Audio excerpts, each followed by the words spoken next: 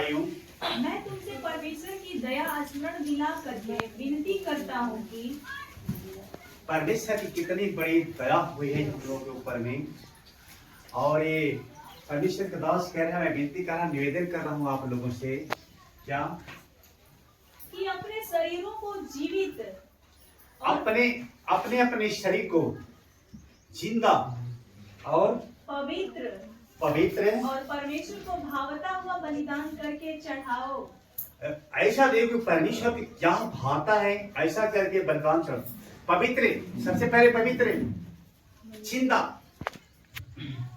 हमारे कई काम है जो मुर्दा है, और जब हम मुर्दा काम में अपने आप को लिप्त करते हैं, अपने आप को लगाते हैं, तो हम भी मुर्दा बन जाते हैं, अज्ञानी। मुर्दा शब्द का मतलब अज्ञानी से। तो पवित्र और जिंदा अर्थात हम जब अपने आप को पाप में लिप्त करते हैं, परमेश्वर के विरोध में अपने आप को लिप्त करते हैं, तो हम एक मुर्दा इंसान बन जाते हैं, जिंदा होते भी मुर्दा, अज्ञानी। और परमेश्वर ये चाहते हैं कि अपने आप को पवित्र, क्योंकि परमेश्वर पवित्र है, वो चाहता है कि हम भी पवित्र बने और पवित्र हो करके अपने आप को, पूरी शरीर को परमेश्वर को जीत और भावता हो बलिदान, परमेश्वर यही भावता है, चढ़ाओ। आगे यही तुम्हारी आत्मिक सेवा है। यही आत्मिक सेवा है। जब हम सेवा करते हैं, परमेश्वर की सेवकाई में है, परमेश्वर के राज में है, प्रभु के भक्ति में है, तो ये हमारी आत्मिक सेवकाई है। अपने आप को पवित्र बना के रखें, क्योंकि परमेश्वर पवित्र है। वो चाहता है कि हम भी पवित्र बने और हमारे कार्य हो, उठना बैठना, बोलना चालना, देखना सुनना, ये सारे कार्य हमारे पवित्र होना चाहिए। अतः जो जो बातें मनभावनी है, जो जो बातें सुहावनी है, जो जो बातें आदरणीय है, जो जो बातें प्रिय है, जो जो बातें सबके निकट भलाई को उत्पन्न करती हैं, उन बातों का हम पीछा करें। गलत बातों का, गंदी बातों का, उन बातों पर, जिन बातों पर उलाहना दिया जाता है, उन बातों को हम छोड़ दें। अगर उन बातों में फंसेंगे तो हम मर जाते हैं, आत्मिक मौत हो जाती है। इस संसार के सदृश न बनो। संसार अंधकार में फंसा हुआ है। संसार शब्द का अर्थ है अंधकार, एक दुनिया है, एक अंधकार है। तो अपने आप को मंदकारिक न बनाएं, आत्मिक जन बनाएं, परमेश्वर के लोग बनाएं, क्योंकि परमेश्वर के लोग परमेश्वर की इच्छा पूरी करते हैं। परमेश्वर की जानने वाले लोग परमेश्वर की इच्छा पूरी करते हैं, परमेश्वर की इच्छा पूरी कर आत्मा के चलाए चलते हैं, आत्मा के विरोध में नहीं चलते। परंतु तुम्हारे मन के नए हो जाने से तुम्हारा चाल चलन भी बदलता जाए। क्योंकि जब हम परमेश्वर को जानते हैं, परमेश्वर के पास जब हम आते हैं, तो हमारे मन, हमारे विचार संसार से अलग हो जाते हैं, नया हो, अपने पूजे करता है, किसी भी काम को आनाकानी करके करता है। परमेश्वर का आत्मा उसके साथ में नहीं होता, क्योंकि आप चोरी करते हैं, समय का चोरी करते हैं, गलत काम करते हैं, परमेश्वर के विरोध में है। परिश्रम करना है, काम करना है, पूजा करना है। हे आलसियों, आनाकानी करने वाले लोगों, उन चींटियों से सीख लो कि परमेश्वर क्या चाहते हैं। अगर आनाकानी करोगे तुम्हारी आत्मिक मौत है, परमेश्वर से दूर जा रहे हो। और परमेश्वर से दूर रहने वाले लोगों के ऊपर ना इंसान की दृष्टि होगी, न ईश्वर की दृष्टि होगी, न इंसान की दया होगी, न ईश्वर की दया होगी। अगर जो सच में अपने काम को परमेश्वर का दिया हुआ काम, परमेश्वर का दिया हुआ छाप समझ कर करते हैं, तो परमेश्वर की बहुत बड़ी दया होती है। परमेश्वर की उपस्थिति आपके पास में होती है, आप उस चट्टान के साथ में होते हैं। परमेश्वर आपके ऊपर आशीष बड़े हाथों को रखते हैं और हर समय आप खुशहाल रहेंगे, बाहर रहेंगे।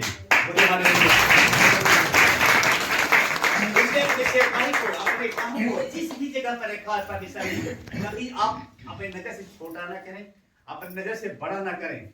काम बड़ा है, छोटा नहीं है। परमेश्वर ने जिस जगह हमें समझा है, जिस जगह पर हमें रखा है, जिस जगह पर हमें रखा है, तो अपनी सही ड्यूटी निभाना है। और परमेश्वर का साफ वचन कहता है, परमेश्वर ढूंढ रहा है उन सच्चे आराधकों को। कई लोग सोचते हैं कि धूप जलाते हैं, बत्ती जलाते हैं, लेडो बतासा चढ़ाते हैं, जो भी करते हैं, या 2 घंटा बैठे, नहीं, केवल पूजा वही नहीं है। अपने कर्म में है तो भी पूछा है, वो भक्ति है। अगर देखा जाए भक्ति हमारे देश के किसान करते हैं, उनके बेचारों के पास कोई टाइम नहीं है कि हम एक घंटा टाइम दे दें, लेकिन कर्म में तो लगे हुए हैं, वो पूजा के साथ हैं। मैं बता दूं परमेश्वर का हाथ होता है, आप देख लीजिएगा उनको बीमार पड़ते हुए देखें, शायद कोई बीमार पड़ता है, कभी धूप लग जाता है, अलग बात है। लेकिन जितने भी काम चोरी करते हैं, जितने भी चोरी करते हैं, परमेश्वर से वो दूर होते हैं। और दूर रहने वाले लोग के ऊपर में शैतानी हमला तो होगा, बीमारियों का हमला होगा, बीमारियों उन्हीं को पकड़ती है। लेकिन जो परमेश्वर के साथ है, दवा खाने की तो जरूरत नहीं पड़ती है।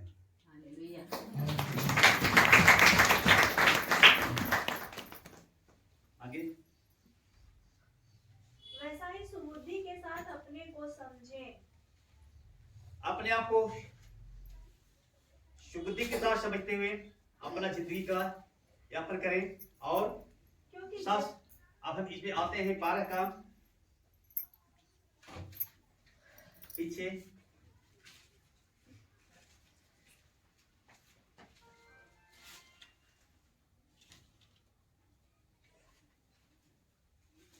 नौ नंबर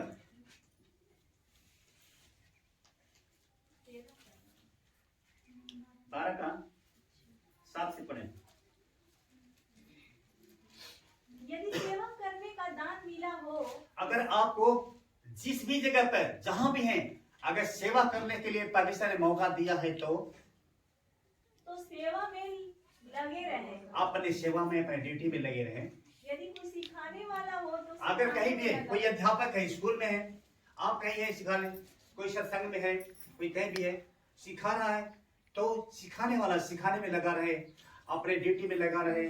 परमेश्वर ये चाहते हैं जो उपदेशक हो वो उपदेश देने में जो लगा उपदेश रहे। देने वाला उपदेशक है वो उपदेश देता रहे। दान देने वाला उदारता से दे। कई लोग दान देते हैं, दान देकर सेवा करते हैं। परमेश्वर की यही इच्छा है तो हम उदारता के साथ दें, कुल कर न दें, चीर कर न दें, हर्ष से दें, आनंद के साथ दें। जो अगुवाई करे वह उत्साह से करे। और किसी भी इंसान की अगुवाई करते हैं बुराई से अच्छाई की तरफ उत्साह से करे।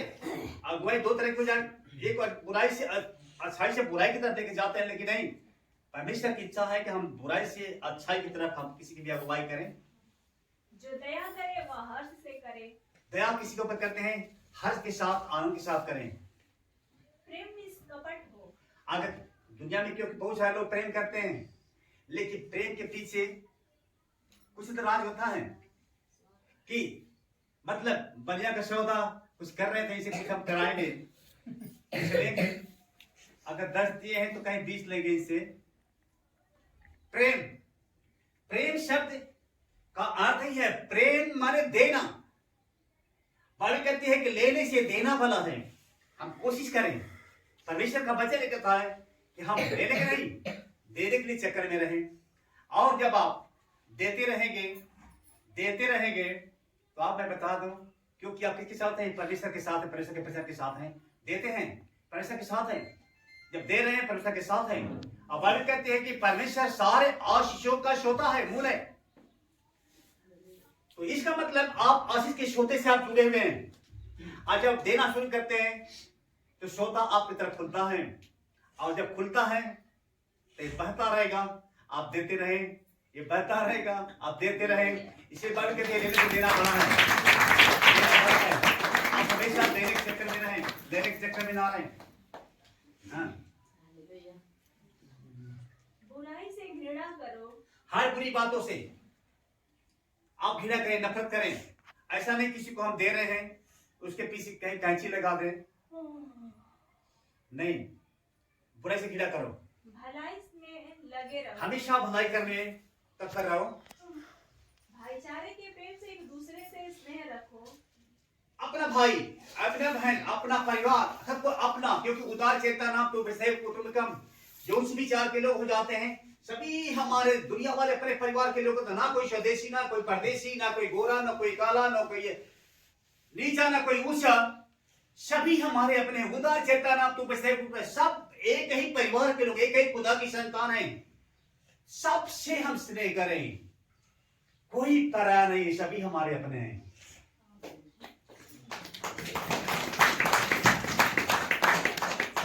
परस्पर आदर करने में एक दूसरे से बढ़ चलो। आपस में हम एक दूसरे को सम्मान करें, आपस में एक दूसरे को सम्मान करें, इज्जत करें, प्रयत्न करने में आलसी ना हो, और दूसरे को सम्मान देने में कभी भी आलसी ना होइए, हमेशा सम्मान करते रहें, आत्मिक उन्माद में भरे रहो, और हमेशा आत्मा में आत्मिक उन्माद में भरे रहें, आत्मा में भरे रहें, आत्मा की आग में हमेशा जलते रहें, प्रभु की सेवा करते रहो। और परमेश्वर की यही सेवा है। परमेश्वर चाहता है कि हम इस सेवा को अपने उन्माद में होकर के हमेशा करते रहें, आशा में आनंदित रहो, और आशा में आनंदित रहो परमेश्वर के साथ में, क्लेश में स्थिर रहो, और कोई विपत्ति आती है, दुख आती है, तो आप उसमें स्थिर रहने की जरूरत है, घबराने की जरूरत नहीं है, प्रार्थना में नित्य लगे रहो, और हमेशा परमेश्वर के साथ संगति में रहे, प्रार्थना में रहे, प्रार्थना कभी भी ना छोड़े। अय्यूब की जिंदगी में कितना दिखाया, परमेश्वर की निंदा नहीं की, परमेश्वर की हमेशा तारीफ किया। अरे सब कुछ हुआ तो क्या हुआ, पत्नी दिखाती है, अरे जब से भी प्रभु का नाम ले छोड़ देना, अभी भी शिकायत कर, तू पागल हो गई है। हाँ, जिसके हाथ से मैं इतना सुख लिया, थोड़ा सा दुख नहीं ले सकता हूं क्या? अरे देख तेरा सब कुछ ऐसा हो गया, ते धन संपत्ति प्रॉपर्टी बीवी बच्चे ये सब क्या हो गए, खत्म हो गए, मेरा क्या गया? अय्यूब का जवाब था अपनी पत्नी के साथ में, मेरा क्या गया, जिसने दिया था उसने तो लिया है, मेरा क्या है? अरे सब कुछ हो गया तो क्या हुआ, मेरा बनाने वाला भी जिंदा है। सब दुखों के साथ भी अपने खुदा के साथ है, वो जानता कि मैं अपने परमेश्वर के साथ हूँ। धूप छाव तो जिंदगी में आते और जाते रहेंगे, लेकिन अपने परमेश्वर से जो मूल खजाना है, हमें संबंध नहीं तोड़ना है। अपने पूजा से हमें संबंध नहीं तोड़ना, अपने प्रार्थना से हमें संबंध नहीं तोड़ना, अपने चट्टान से हमें संबंध नहीं तोड़ना है, अपने आशीष के सोते से हमें संबंध नहीं तोड़ना है, अपने जिंदगी देने वाले से हमें संबंध नहीं तोड़ना है, क्योंकि वही है जो हमारी चिंता को पूरी करता है, वही है जो हमारे बोझ को उठाता है, वही है जो हमें सांस देता है, वही है जो हमें चलाता है। हम अपने मुंह को हमेशा उसकी तरफ करके रखें। अरे सब कुछ हुआ तो क्या हुआ, अभी मेरा बनाने वाला मेरे साथ है।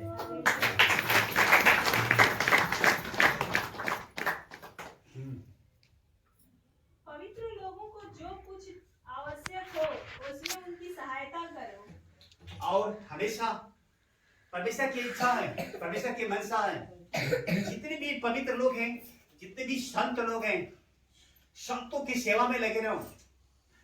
क्या उन्हें आवश्यकता है? हो सकता है कि खाने की, पीने की, वस्त्र की, कुछ भी हो, उनकी हम देखें, क्या जो थे उनकी सेवा में लगे रहे, उनकी हम पूर्ति करते रहें। ये है, क्योंकि संत अपनी नहीं, इस समाज की सेवा करने के लिए जाते हैं। संत अपनी नहीं, हमारी और आपकी सेवा करने के लिए आते हैं। इसीलिए कवि ने कहा अपने दोहे में, वृक्ष के बहु ना फल भखे और नदी न संचय नीरी, परमार्थ के कारणे साधु धरा शरीर। संत लोग, परमेश्वर के भक्त लोग दिन रात नदी जैसे बहती है, ऊंचाई पर होते हुए नीचे की तरफ बह के जाती है, और कंकड़ पत्थर कारकुश से बह के निकल कर जाती है, सिर्फ दूसरों के लिए, अपने नहीं। ठीक उसी तरह से वृक्ष भी अपने फलों को स्वयं नहीं खाता, वो दूसरों के लिए फलता है। परमेश्वर के लोग, परमेश्वर के संत लोग, परमेश्वर के भक्त लोग वो वृक्ष हैं, वो नदी है जो दूसरों के लिए जीते हैं। तो इसलिए कि हम सौभाग्य होगा कि हम उनकी भी थोड़ा सेवा कर लें।